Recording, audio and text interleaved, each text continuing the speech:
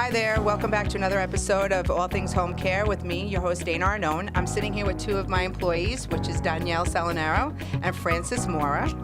These two are one of the most integral parts of our business, and I thought it would be a good idea to introduce them so that families, home health aides, people out in the community, some of the background of an office and how the office actually functions. So first we'll start with Fran, who is the CFO and the office manager of our company. She does mostly the things when I'm not here. She's really the one that runs things in my absence. So Fran, introduce yourself. Tell them a little bit about yourself, your age, height, weight. No, I'm kidding. Hi, I'm Frances Maura, and I am the office manager. So, Fran, okay, so in the position that you're in right now, as office manager, what does that mean to you? Like, what is it actually goes on in the office on a daily basis? So I oversee the day-to-day, the coordination, the bills that come in, the bills that go out, patient care. Patient care. Isn't that my job? No, I follow up on patient care too. So then you're taking over my job. Yeah, why not? No. So part of coordination, so you're overseeing the coordinators, you're making sure that on a timely basis that all cases are staffed. You're helping them if they need some help or support in staffing the cases. At 10 o'clock at night, At 10 absolutely. o'clock, yes. It's a long-hour job. It's a hard job. Yes. Yes, but you love it. I do love it. And you're paid nicely. Very nice. And your boss is superb. Superb. Very good. So anyway, so back to the invoicing and billing. So you are the one that's running the payroll for all the home health aides. Yes. You're running payroll for the office staff. Yes. You are the one who is monitoring the incoming, basically your accounts receivable and accounts payroll. All the money is from the managed long-term care. And private. And private pay. Right. And Yes. then you also, which is a very big part of what you do, is help families apply for community Medicaid. Medicaid, yes. Yes. Get on Medicaid. You need Medicaid. If you have an elderly parent, you need Medicaid, call me If you need help. if you need help. Yeah, so let's say someone calls over and they say, I have a loved one at home and I don't know what to do because we can't afford the care, but they really need care. I've been taking care of them, and up until now, I'm lost. People say that I don't qualify for Medicaid. People say that when they're calling up, saying that when they call, most of the common conversations that we have with people, when they call up, they're going to say, I was told that my mother, my father, my loved one doesn't qualify for Medicaid. And my conversation, your conversation with them all the time is, yes, you do. Yes, It's just a everyone matter qualifies. of education. Correct. So when someone calls up, or if you have someone that's listening that thinks that they might want to talk about Medicaid, or they are taking care of a loved one at home and the finances are becoming an issue, what is it that you would say to them? Well, we ask them to come in. We ask them about the income. We ask them about any properties that they may own. And we can absolutely get them on Medicaid by educating them that there is ways of sheltering the money that they need in order to continue to live in the community. Okay. It's basically all education. And once people are educated, they're happy to know that they can apply, and they usually move forward. So is there someone that we have come in contact with through the time that we have been doing this that wasn't eligible for Medicaid? No, everyone's been eligible. Everybody. So if I'm coming to you and I'm saying that I need Medicaid for my loved one, and we're having this conversation, stop laughing. You're going to have to sell 5 of your houses and only keep one. As long as I can keep my pocketbooks and my shoes, we're good. They can have everything else. Okay. So if I need to come to you, and I'm going to say, so what is the one thing that that they do have to put in protection? So we're not lawyers, and that's one thing I always have to say. The disclaimer is we're not lawyers. You do not have to be a lawyer to apply for Medicaid. Families themselves can apply for Medicaid. Absolutely. If they're an educated person, we do furnish them with all of the information that they can do it on their own if they choose to. But if they want some hand-holding or if they want us to help them, what is it that a lawyer, let me put it a different way so it makes sense. So would they ever need a lawyer? Yes. Yes. So if they what? want to put the house in a trust, if there's a home that they want to make sure it does not, Medicaid doesn't put a lien on, eventually later down the line, you want to transfer it, you want to put it into a pool trust. It's not, or not a pool trust, into a trust. It's not something we can do. You will need a lawyer for that because the lawyer pulls a deed, the lawyer gets things transferred, it gets registered with the county. It's not something that we can do on our end. Okay, but we can get them applying for community Medicaid, and we can get them accepted. 1,000%. They don't have to transfer the house in order to do the application process. No. Eventually, you want to transfer it, but you don't have to do it immediately. Okay, so the other common thing that people say when they call up that I hear every day is my father makes too much money. My mother makes too much money. It's good if you make that kind of money, Yep. but I've known since the transition over time that Medicaid has is really is set people up so that they are able to stay in their home. The thought process that they make too much money or the income is too high is not the way it is. No. It was before. It's changed. It has. So if someone says to you, my mother makes too much money, my dad makes too much money, your answer to them is what? I always say mom and dad can keep $825, and then the rest goes into an excess income fund, a shelter, a way to protect that money so that they can pay their bills. They can continue to pay their property taxes. They can continue to buy the food that they eat. They can continue to pay their lights, their electricity, their gas bills, and actually stay home. There are ways to protect the excess income. Right. And do we help set that up? 1,000%. We yes. do. So if someone says to you, mom makes too much money, you can say to them, that's not the case. Let us help you figure Yes, that out. let's educate you. Educate you. And we can also help set up what they're calling is the excess income trust. Right. So we can set that trust up. We don't handle the trust here, but we can set it up and we refer them to the trust company. Yes. Okay. So for me, most people calling up, applying for Medicaid is something that we can definitely help them with, and something that people should actually, even if you think that you don't qualify, but there's a thought in your mind that you would like some information, I would say call us, speak to Fran. You can speak to Nick, who's Fran's assistant. They can both give you that information via email, on the phone, or come in for a free consultation. We're more than happy to talk to people. With us, we do charge a fee, but if someone has, very low income or really no savings, we do a lot of pro bono Medicaid work for them. Families often find themselves overwhelmed when their loved ones require help to function on a daily basis. Good morning, Reliance Home Senior Services, where we bring great home care to your home. How may I direct your call? We at Reliance Home Senior Services are a full-service geriatric agency specializing in home health care in the 5 boroughs and Nassau County. Our services include geriatric care, daily grooming and hygiene, monitoring diet and nutrition, accompanied walks, assistance in taking medications, and case management services. To have our licensed staff maintain quality of life and independent living for your loved one, call 516-308-4840 or visit www.reliancehssny.com. Reliance Home Senior Services. We bring great health care to your home. We do help them with the staffing of the home health aide after they're accepted to Medicaid, which leads me to my next conversation, which is with Donielle. So the way that it works here is that if someone calls up, they want to either apply for Medicaid or they call and they already have Medicaid, we refer them to Donielle because Donielle is enrollment and she is intake. And that is a very integral part of what we do because having a conversation with someone and getting them onto Medicaid is really the first step, but actually walking them through the process of enrollment and actually receiving the care is a lengthy process. It's overwhelming. It's consuming to families.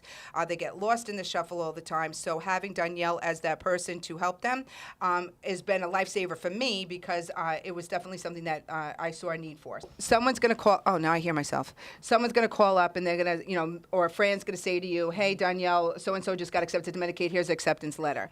You're going to contact the family. And what's the next step after someone gets accepted onto Medicaid? Because what I find a lot is that people will say, oh, I got my Medicaid number. I'm accepted. Give me the care. And they don't realize that there's a huge step after that. I think that a lot of times when people go to lawyers too, the lawyer's going to take them to the point of acceptance, and then they walk away. Mm-hmm. So we don't mind when lawyers call us up and give us the Medicaid out.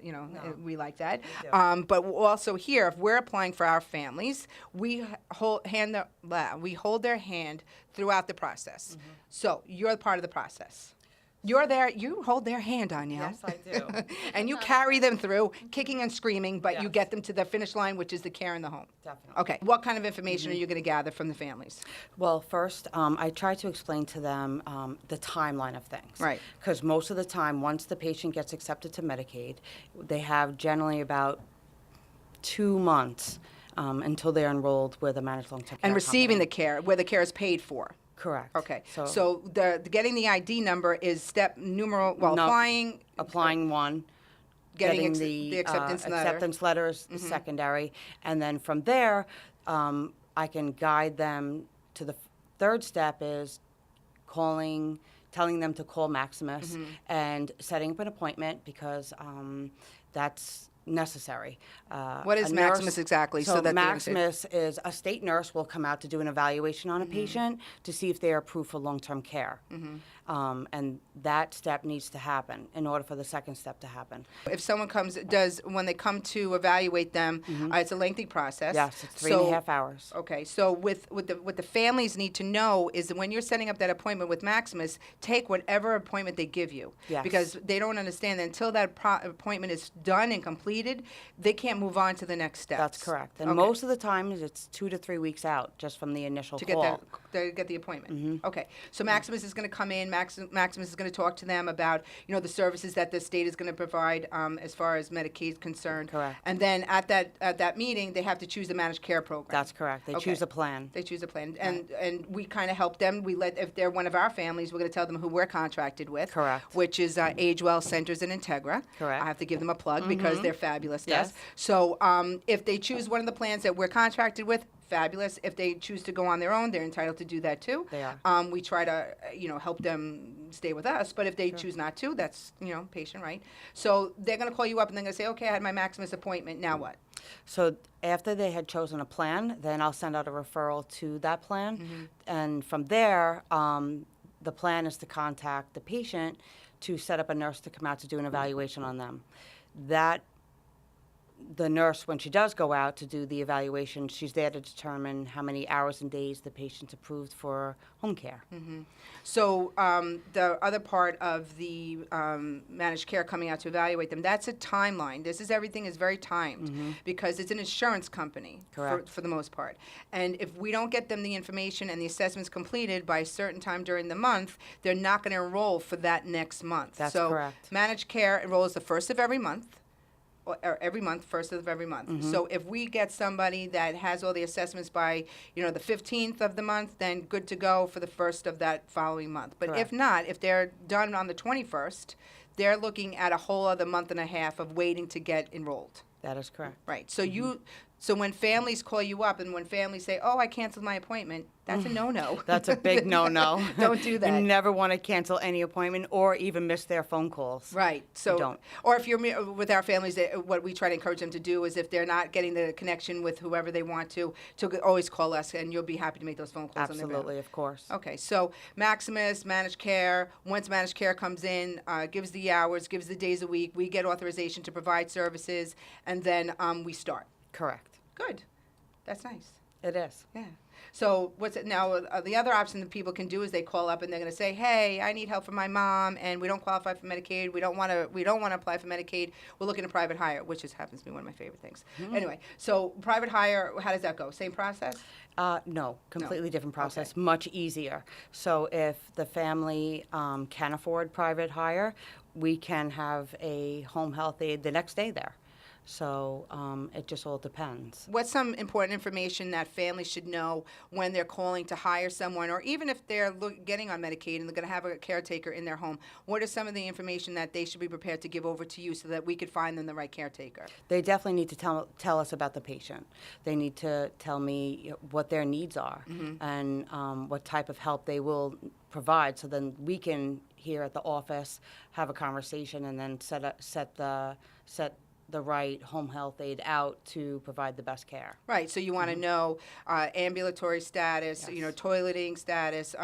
Can they function? Are they alert and Can they oriented? walk? Can they walk? Are they full risk? Most important thing, pets in the home. Yes. We need to know because there's a lot of allergies out there. So these are things that you're gathering upon your initial intake of every patient. That is correct. And so that when you get that information, you're going to sit back and go over with the coordinators, and you're going to say, listen, this is the case. The patient is, 90 years old, male patient, bed-bound, Hoyer lifted, diapered, whatever. Or you're going to, and that's how they're going to try to really match them up with the right caretaker. Yes. Okay, so families, when they call up, they can call and talk to you, Donielle, and extension 211, right? Yes. Okay, I forgot. Yes. So, and they can go through all that stuff, and you're more than happy to give out that information. You'll send them over a contract. We do have a contract. That's just to protect both sides. Or you will be happy to meet them. That's the next part of your job. Sure. If they need you to meet them in a nursing home, in their home, at the hospital, I'd gladly go. you'll gladly go and explain to things. Sometimes in person, it comes across a little bit, easier for families because they're going through a really hard time when they're calling us, it's not at the best time of their life. It's usually the most stressful time in their lives, and we try to really, really, give them the patience and give them the opportunity to, be upset, be anxious, and get it all out so that, we can help them through the process. And, just to back up a little bit, too, we may want to have a conversation about this, is that a lot of times when patients enter a rehab, it would be wise that a patient may want to enroll like in the beginning of their stay at rehab, because it takes so long for them. It takes, it's a process and it's timely for them to get enrolled into Medicaid. So if the family or the doctors recommend that the patient, is going to receive help when they do get discharged and when they do go home, it's definitely wise to get that process started. So you're saying that when they enter into the nursing home or for a rehab stay, Or a post-hospitalization, when they're in there, if they feel that there's going to be a need for care, that maybe they have the conversation with the social worker can direct them towards whomever, hopefully us. But if not, as long as they receive the care. And that's best to start it at the admission process so that upon discharge, most of that has already been taken care of. Correct. Maximus will go evaluate it, but they have to also look at the home. So Correct. there's 2 appointments if they're in the rehab center to go to see them there, and then to also go to the home they want to make sure that the house is safe for everybody, for the patient and for the aide going in. And then the managed care can go into the rehab and assess them too. And then hopefully the goal would be upon discharge that they would have the care in place. And also, too, another big misunderstanding we may want to talk about is that a lot of times when a patient gets discharged from a rehab or hospital, 99% of the time they're told this patient should go home, and when they do go home, they should receive 24-hour, 7-day-a-week care. And then when the patient goes to Medicaid, and then Medicaid may come in and do the assessment, and they only offer, they're only offered like maybe 8 hours, 7 days a week. The families are very upset. But I think it's just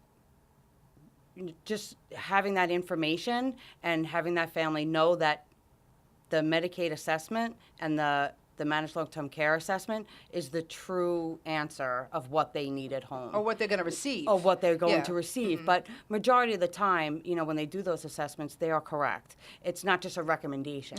So a lot of families do wind up getting very upset about that because they were told otherwise, and then they got told a completely different story from the plan or Maximus.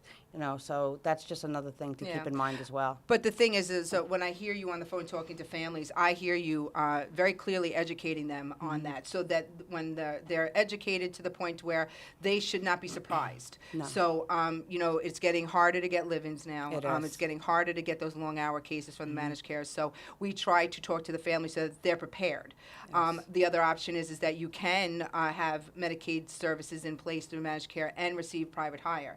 So if they get less hours than they were expecting, they have the option of hiring that same aide through us for the extended hours to keep their loved ones. They can even use their pool trust money to pay for the extra care at home. That's brilliant, Fran. Well, ladies, it's time to get back to work. So go. No, just kidding. So I want to thank you both for being here with me and giving a very good explanation of some of the internal workings of a licensed home care agency, because both of your roles to me are very important, and I think you guys excel at them. And I'm very happy that you're working with me and you're making Reliance the company that I've always dreamt of, and you're a very, very big part of what we do here. So the families for Frances Maura, Medicaid questions, even if you just have a question you want to pick her brain, she's more than happy to do that. Maybe. And Donielle Galucci. So if you have a question on intake, or if you like some services, or just information on us as a business, you can call Donielle, or you can visit us at RelianceHSSNY.com.